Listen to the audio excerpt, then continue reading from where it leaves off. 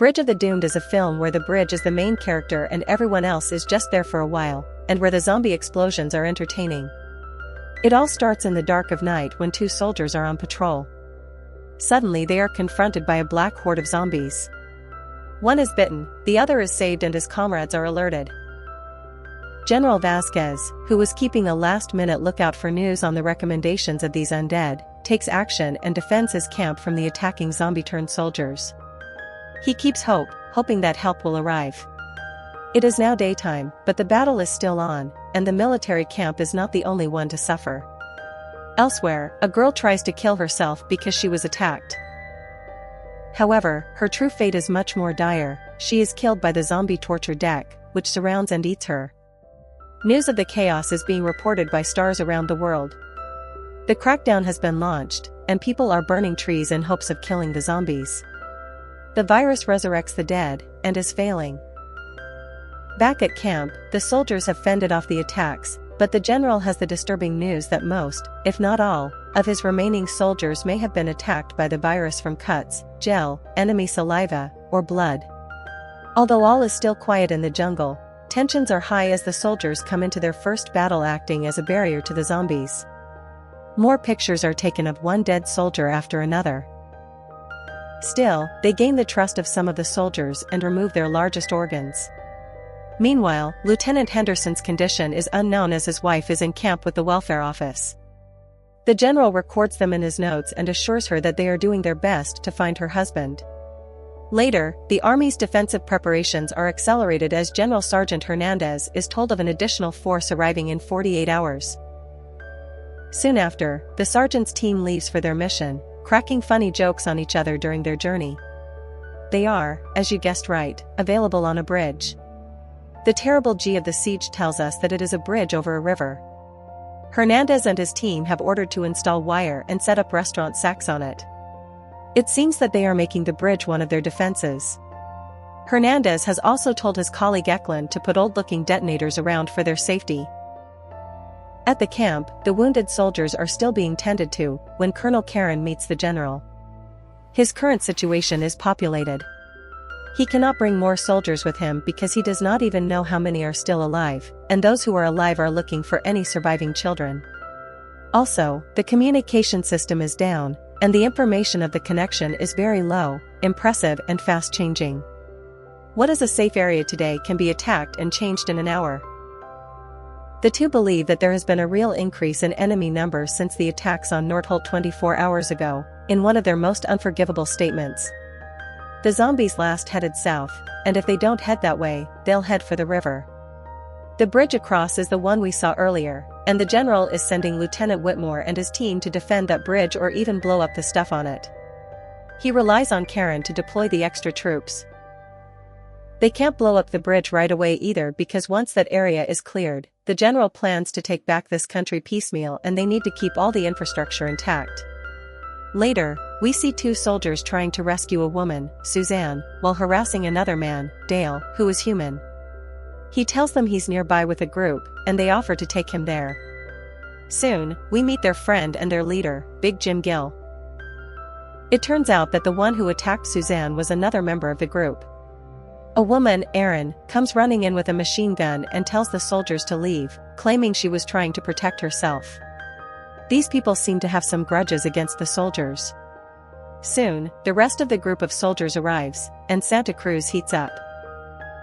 Dale's wife jumps on one of them and hurls abuse all the way, when the soldiers reveal that they gave Dale a chance to leave, but he decides to threaten Susan even more, and shoots himself. The situation calms down a little and the soldiers leave, but not before they warn the group that the enemy is headed their way. But their words fall on deaf ears. Back on the bridge, preparations are in full swing, with Lieutenant Whitmore informing the general that the bridge is secure and that they have found a human refugee camp nearby. Night falls, and something pulls the detonator off the edge of the bridge. As one soldier, Rudd, tries to retrieve it, a zombie brutally claws him in the face. As the rest of the soldiers move to safety, Hernandez and Eklund are tasked with retrieving the detonator while the rest go to the riverbank to finish off the creature. One of the soldiers, Sanders, says he saw something, but it was neither an animal nor a zombie, but something else. Another soldier, Frost, is lost and the soldiers try to find him. Meanwhile, Rudd, whose face was ripped off, wakes up with a horrific growl and transforms into one of them. Thankfully, the team was nearby, so the transformed creature is shot in the head. At the same time, Eklund manages to remove the detonator, the machine still intact. The next day, the team is horrified to see that something has taken Rudd's corpse. They spread out again, hoping to find him. Unfortunately, Whitmore is attacked by a zombie, and it takes more than one bullet to kill the creature. Sergeant Hernandez, now in charge, shoots Whitmore just as he transforms. Soon, she alerts the general to their situation and he receives news that there are still no reports of reinforcements. At night, Lachlan is guarding the bridge when the unknown creature drags him over the edge. The rest of the soldiers are alarmed, some begging the sergeant to return to camp. She refuses, although she is sure that reinforcements will arrive soon.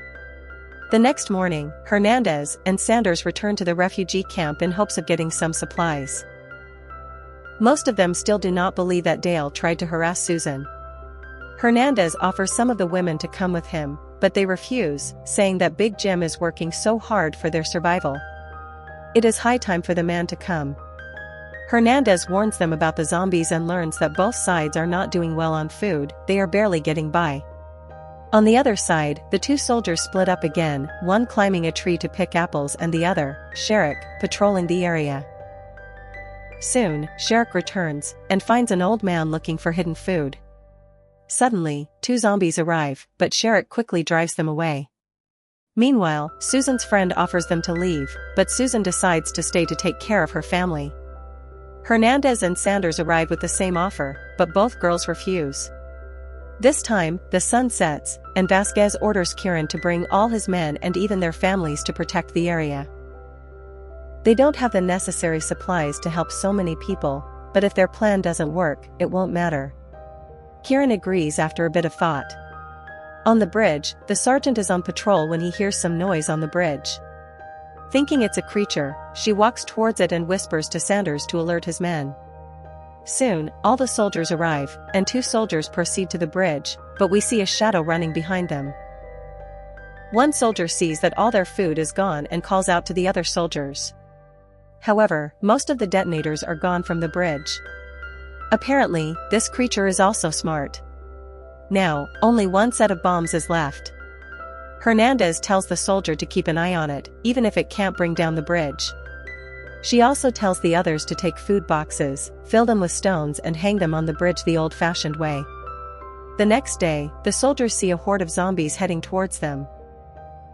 They go to the refugee camp again, and try to take their food by force. Sadly, there is no food there.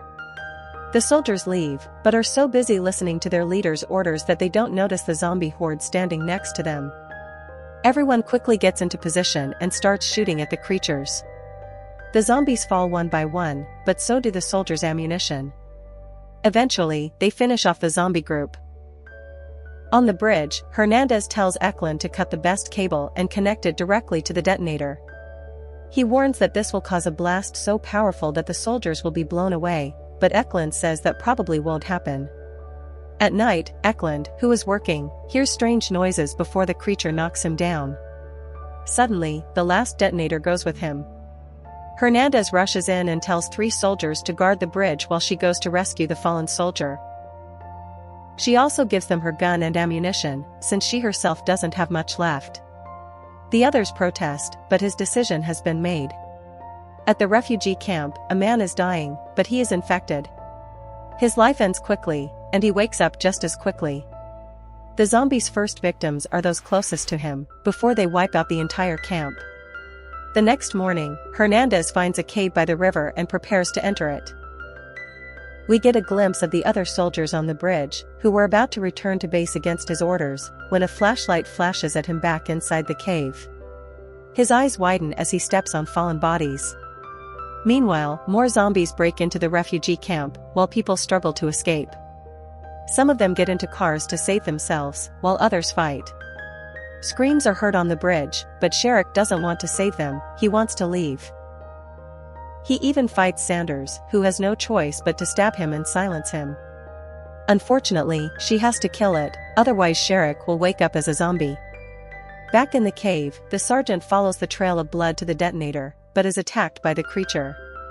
She bravely fights it off, and then we cut to the refugee camp where the soldiers arrive to rescue the others.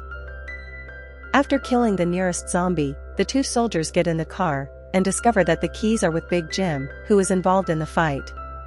Luckily, they kill the zombie Big Jim in time and get the keys to drive away. In the cave, Hernandez stabs the monster in the heart. It lies still, as if dead, but it only lasts a few moments. It wakes up growling, but the sergeant stabs it again and again. It eventually dies.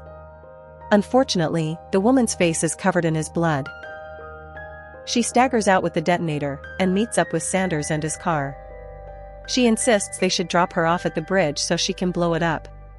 Lynn argues, but she points out her condition and says she knew she would never survive it. In addition to all this, the car gets stuck in the middle of the bridge and a horde of zombies rushes towards Hernandez. She fights them off, but is unable to hold herself back, just as Vasquez arrives with his forces and a shootout ensues. The creatures fall like dominoes, and the survivors in the car manage to escape. Susan screams in pain as her friend is killed after showing signs of infection. Meanwhile, Hernandez lies among the zombies she is turning around. The general tells her that she has completed her mission and she should be proud of it. She will not be forgotten. Now, many people will be saved because of her. She begs the general to put her out of this misery, and a gunshot rings out. The film ends with the general killing the zombies and taking back control of the country piece by piece.